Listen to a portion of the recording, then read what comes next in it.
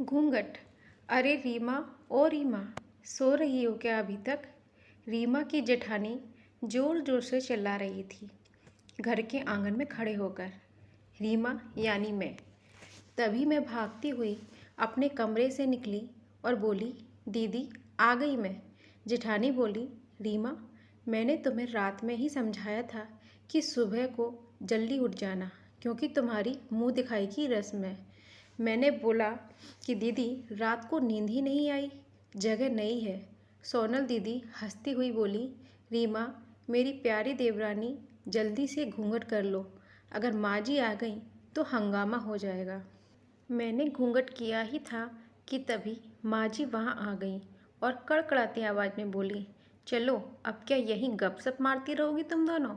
हमने चलना शुरू ही किया था कि तभी माँ जी ने सोनल दीदी के कंधे पर हाथ रखा और बोली, पता है ना कहाँ से जाना है और कैसे जाना है?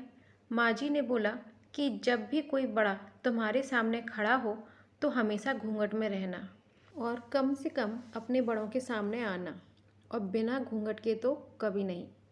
सोनल दीदी कुछ बोले ही नहीं, बस अपना सर हिलाकर हाँ बोल दिया। मैंने भी बस अपना सर हाँ में हिलाया। माँ जी के जाने के बाद मैंने पूछा, सोनल दीदी आप तो स्कॉलर हो और इन सब चीज़ों को कैसे निभाते हो? सोनल दीदी मुस्कुराई और बोली कि मैं थारे जेठ जी से बहुत प्यार करती हूँ, इसलिए अभी तक चुपचाप सब चीज़ें निभा रही हूँ। मैं कुछ नहीं बोली और चुपचाप सोनल दीदी के साथ घर के बाहर वाले कमरे में जाकर बैठ गई। वहाँ पर एक पड़ोस की आंटी जी बैठी थी। वो बोली कि ये कैसी बहू आई है, ससुर जी सामने खड़े हैं और ये यहाँ बैठी है, मुझे कुछ समझ ही नहीं आया। मतलब सोनल दीदी बोली कि आंटी जी अभी नई बहू है, यहाँ के रीति रिवाज सीखने में थोड़ा समय लगेगा। सोनल दीदी मुझे वहाँ से उठाकर मेरे कमरे में छोड़ गई। 6 महीने यूँ ही छोटी छोटी चीज़ों में बीत गए। फिर एक दिन मैं राजेश के साथ साड़ी लेने गई। राजेश का फ़ोन आया और वो दुकान के बाहर बात करने चला गया। साड़ी की दुकान पर मैं बेधड़क होकर साड़ियाँ देख रही थी। तभी साथ में बैठे हुए अंकल जी खांसे। एक बार, फिर 2 बार, फिर 3 बार। मैंने साड़ी वाले भैया से बोला कि भैया इन अंकल जी को पानी दे दो, बहुत खांसी हो रही है इन्हें। अंकल जी भड़क उठे। अब बोले, क्या बदतमीज़ लड़की है, कुछ शर्म लिहाज है या नहीं इसे?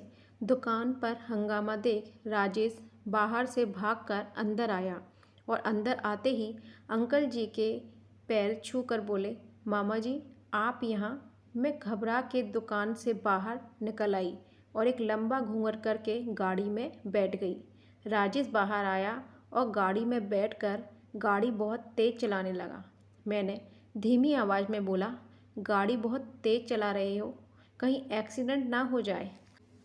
हम घर पहुँचे ही थे कि तभी माँ जी ज़ोर ज़ोर से चिल्लाते हुए बाहर आई, देखो आ गई ये रानी साहिबा, ख़ानदान की इज्जत मिट्टी में मिलाकर। तभी सोनल दीदी आई और बोली, माँ जी मेरी शादी को 6 साल हो गए, मैं अभी तक मामा जी को नहीं जानती, ये कैसे जानेगी? माँ जी ज़ोर से चिल्लाई, देख कैसे चपर चपर जवान चल रही है सोनल की। तभी राजेश सबकी बात काटते हुए बोले कि माँ ये दोनों सही बोल रही हैं, अगर ये हमेशा घूंघट करके रहती हैं तो ये मामा जी को कैसे पहचानेंगी? और माँ आज मामा जी के फ़ोन पर तुमने पूरे घर की शांति को भंग कर दिया।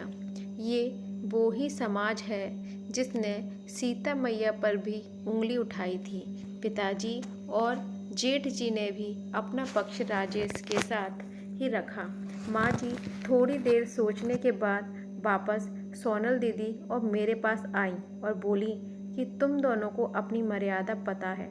मुझे उम्मीद है कि तुम कभी भी मेरा सिर शर्म से नीचे नहीं झुकने दोगी। हम एक ही परिवार के सदस्य हैं, हमें हमेशा साथ रहना है, अच्छा वक्त हो या बुरा वक्त। हर सदस्य को अपनी मर्यादा पता है।